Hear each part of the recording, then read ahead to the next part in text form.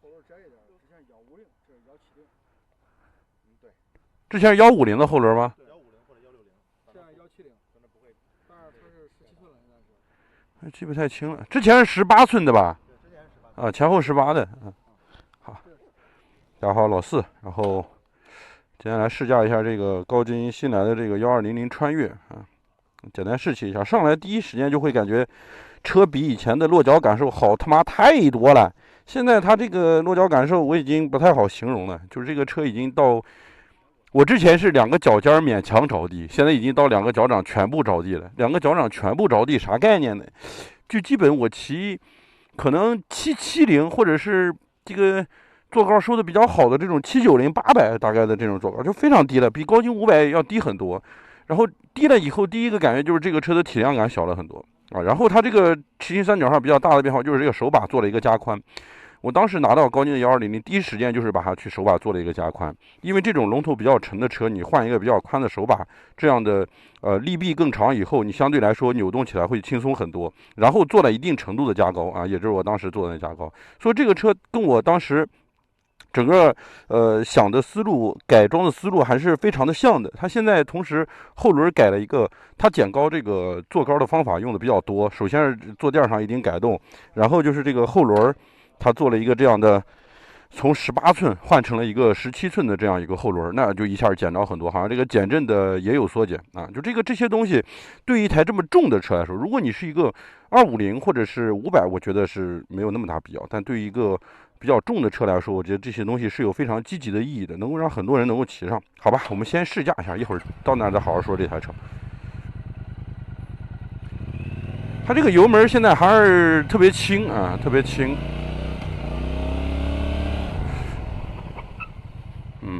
刹车，你信的刹车感觉就是比西湖的刹车要舒服一点。哦，它现在的极限变得比以前差了很多。现在感觉脚踏只要过个小弯就感觉那个啥了，离地很近了。它好像没有原来那么强把了哎。但是它后边这个位置怎么感觉有点换挡的时候不知道这个左边脚踏感觉会踩到什么东西。哦，它这个车现在比以前的操控要好操控多了。哦，这个车改善还是非常积极的，兄弟们。除了发动机跟这个油门的感受区别不大以外，整个车的操控变化还是蛮大的，跟我预想的不太一样。我预想中这个车的操控应该不会有太大的变化才对。这个车的操控变化还蛮大的。而且它的发动机声音，如果不是我的错觉的话，我感觉发动机声音变小了。油门还是有轻微的迟滞啊，轻微的油门迟滞，还是能非常清晰的感受到的。这就要蹭脚踏了，非常容易蹭脚踏。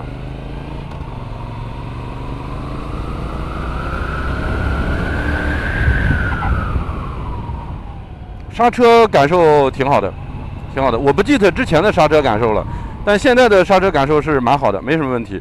用很轻的力量就可以把这个车完全的刹停。它这个车现在过弯的极限变差了，很容易就蹭到脚踏，但是操控确实比以前变好了，动力也还是一如既往的，感受还不错。重心也蛮正的，就现在这个国产厂商里边能把重心做这么正的厂家也不多。这个车骑起来可以啊，在现在的状态下，感觉这个车的震动也不大。我操，油花这么多吗？这是不是有点吹的嫌疑了，兄弟们？当它这个坐高变低以后，真的感觉改善了好多啊，感觉骑起来跟以前的区别好大呀。这地方有一些沙土。而且它这个车的极限是真的变低了，就这样就已经蹭到了，就已经很轻微的蹭到脚踏了，极限确实变低了。而它这俩指针仪表，这个轮廓有点宽，就是这个边框有点宽，但是指针仪表显示是没什么问题的，显示蛮好的。它现在这个低速操控变得比以前容易多了，容易太多了，兄弟们。这车的驾驶难度极大的降低了，换挡还是这种叮铃咣啷、叮铃咣啷，一拳一拳，拳拳到位的这种。这个地方没有什么那个什么，这个地方没有，这个地方算是个半封闭的路段，没有什么车辆经过，所以而且这个车骑起来龙头真的很稳，很稳，兄弟们，非常非常稳的龙头。只是它这个油门现在还是大家会看到还是有一点轻微的冲，有一点轻微的冲，以及这个油门有部分的这个迟滞。所以说，你如果用2个指头，你这样就比如说这样去控车的话，它还是会有这种，就是你完全不碰离合的情况下，还是会有这种比较闯的情况出现啊。它现在应该是 Eco 模式，我操，这是 Eco 模式吗？这一点都不 Eco， 兄弟们，一点都不 Eco。刹车我很满意啊，我们好好来试一下吧，好好来试一下。首先来看一下它发动机的震动大概到多少转啊？给到2档吧，2档不行，我操，2档太快了。还是4000，到4000转以后基本就开始逐渐变大了，4000转以前是没问题的。然后它的减震现在整个我感觉是不是比以前软了很多啊？减震好像是比以前软了一些。哎，它这个喇叭怎么跟这个喇叭怎么跟那个转向灯换位置了？这是跟谁学的？跟本田学的吧？就这样左右的摆，这个也很 easy 了，比以前变得 easy 多了。减震也变软了，兄弟们。哎呦，这车坏了，这车好像有点好，我操，这车有点不错，真的有点子不错，兄弟们。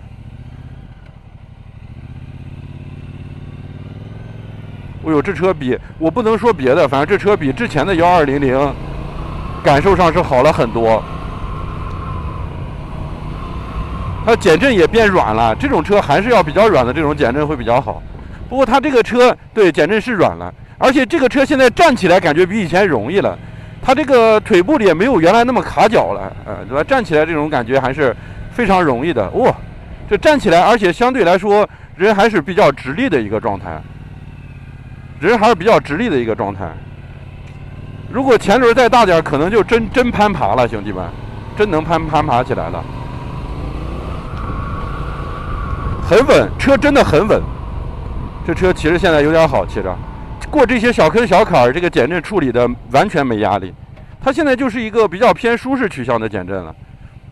你像我之前过这种弯，我感觉都挺费劲的，这车现在好多了。那代价就是它的运动极限变差了。哦呦，这小车我得感觉回头得再来试一次。这个车这次改动给我的感觉改动还是比较大的，兄弟们。它由之前一个非常偏向于运动取向的车，现在变得更加的舒适的，比以前舒适了很多。然后这次他们高金终于用了这么一个，我把那个麦克风拔掉吧。OK， 那我们站这儿来聊聊这台车，我希望这样的收音可能会稍微好一点。现在这个车整体的改动给我的感觉比看上去还要大，兄弟们。你看上去可能只是一些坐高的降低啊这些，但是坐上去以后，第一感觉就是这个车它变了。它之前是给人的感觉更加的运动，现在的给人的感觉更加的舒适了。我不能说这是一种升级，但这确实是一种对新手来说，或者说是面对更多的人来说，一个比较大的改变啊，比较大的改变。我们就来好好说一下。首先，第一个改变就是它的现在这个车是一个偏舒适取向的车了，它的减震的前减后减都变得软乎了。就有那种比较软乎的感觉了。然后第二个就是它现在的这个落脚感受要好了太多啊，就是170随便骑啊，我就可以这么说，170这个车随便骑，体量还在，但是因为落脚感受好了以后，感觉没那么难受了。同时把手把加宽啊，把手把加宽了以后，让人感觉左右也摆动起来更加简单，没有那么强的。加上甚至在过弯操控的时候都没有那么强的强把的感觉了啊！这个车的改变还是非常大的。那我们能看到的改变，这就是我体验上的改变啊！就是我现在感觉这个车它现在更像 T120 那种骑起来的感觉了。我甚至觉得它比 T120 动力上再迸发一些，可能跟那个攀爬的那种动力比较像，同时具有 T120 这样不错的一个舒适能力。我绝对不是在尬吹这台车，我必须要跟大家澄清清楚啊！不是在尬吹这台车，我跟高金也不会有任何协议。它现在的刹车我感受也不错，刹车也感受也不错。就这个轮胎可能是我们这种沥青地面比较好，它的刹车感受是比较好的，可能路面差一些，以后因为轮胎的限制可能会有一些下降。就在目前的这样一个气温和环境之下，这个刹车绝对是可以的。我终于可以对高金的改动做出一次巨大的认可，这次的改动我是认可的啊，就包括这个地方的变窄，包括这个地方这个板的更换，整个的感觉给我的感觉都是升级不少的。现在这个车其实是价格不太好确定，我觉得是个比较可能会引人那啥的一些问题。好，我们来看一些细部细节。首先来看一个这个大家比较关注的双筒仪表啊，这个仪表我该怎么形容呢？只能说不影响驾驶。然后你如果喜欢这种复古调调的话，那这个仪表还行。但是这个仪表有点不够细致，不够精细啊。就是上面这一个铝板，然后嵌了2个这样的一个仪表，就是你能看到的部分。然后从前面看呢，是一个这个样子啊。但是你绝对不能说丑，绝对不能说丑。而且现在就从外观上来看，2个排气变得上翘了。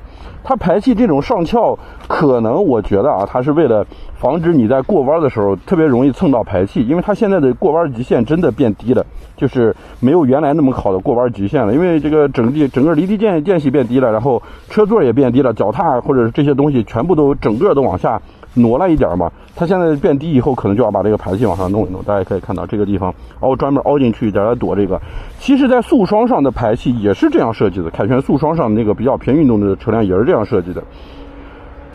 这车整体给我的感觉还是很棒的。它现在的后轮换了个更宽的后轮，更小更宽的，之前是个18150的，现在换了个17170的，舒适度好了不少。就这个车整个骑行下来给我的感觉怎么讲呢？已经很舒服了，兄弟们，这车确实现在已经很舒服了。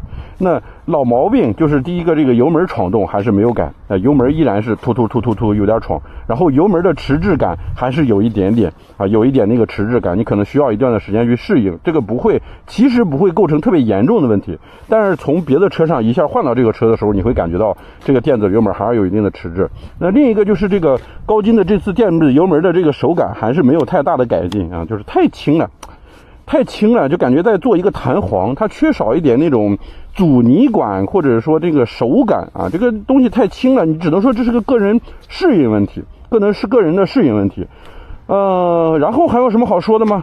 就是它现在换了这个亮面漆以后，我记得上次对它的外观评价是没有精品感的，这次换了亮面漆以后，我认为精品感提升了不少，但是还达不到凯旋那种精品感，但是在骑行体验上真的这个说出来这话可能要挨骂，但是我粗的这样试驾一下，我对这个车的骑行质感已经满意了，已经比较满意了，我觉得已经算还可以了，兄弟们，已经算还可以了。改变挺大的，你应该去试驾一下，比我想象的要大，跟以前骑起来的就没有以前原来那么大的那种压迫感了。现在骑起来这个车更像是一个动力非常好的小车了啊！你看这离地间隙变什么样了，我靠！当然，它这个2个大腿。它2个，哎呀我操，2个大腿还是有一点点的，还是会有轻微的这个嘎的感觉啊。但是坐上来以后肯定没有，就是你立在这儿的时候还会有轻微嘎的感觉。但是对于这种离地间隙来说，这个大腿嘎不嘎其实已经无所谓了，就比以前轻了，但还是会有轻微嘎的感觉。这个车比较大的问题就是它的定价，这车定价怎么样呢？会怎么定呢？我感觉以高金的水平，这个价可能就不猜了吧，好吧。就不猜了，我觉得这个车最好定个5万内吧，定到5万内就很香，定到5万多，大家就看情况来吧，好吧。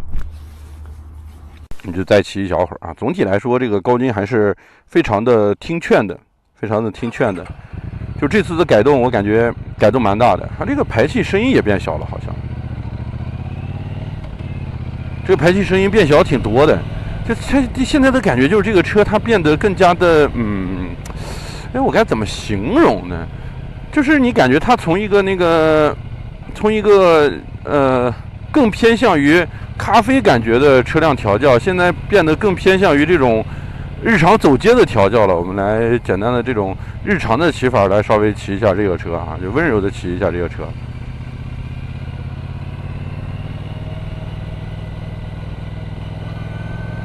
但是油门还是稍微有一点点的那个什么，要稍微含着一些。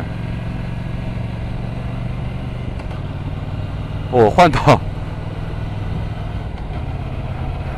高金的换挡一向都是打击乐，蹦蹦跳跳。操控好了不少，操控真的好了不少，比我想象的提升要大一些，兄弟们，真的应该去，大家真的应该去试驾一下的，比我想象中的提升要大一些。它的刹车跟那个1050的刹车，反正没有比1050刹车差太多吧。就这个喇叭跟反光镜这个更换有点蠢逼，我不记得之前是不是这样了。我是老车主啊，但我确实不记得了。但是这种设计超本田什么好？超这个，本田那么多好处不超，非要超本田最不好的地方。这个车不到2000转，反正也能骑。就它现在这个仪表，可能是贴膜的原因，看着可能，它这个手把宽了很多啊。如果你现在去试驾这个车，你更应该考虑的是你在这种比较舒适的坐姿下，这个手把你能不能拐得过来手把的关系了。反正我坐这个车上面，第一感觉就是我就基本瘫坐在这儿了，不想挺起来身子骑了。高金，你用这个东西做个 ADV 吧，真的不开玩笑。高金，你用这玩意儿给前面做个风挡支架，也不用很复杂，做个风挡支架，高高的做个风挡支架，我觉得这玩意儿当 ADV 骑简直不要太好。尤其你这样现在这个样子改动完以后，它就完全可以当一个没有任何越野倾向的 ADV。大家可以看到，速度这么低的情况下还是非常的稳。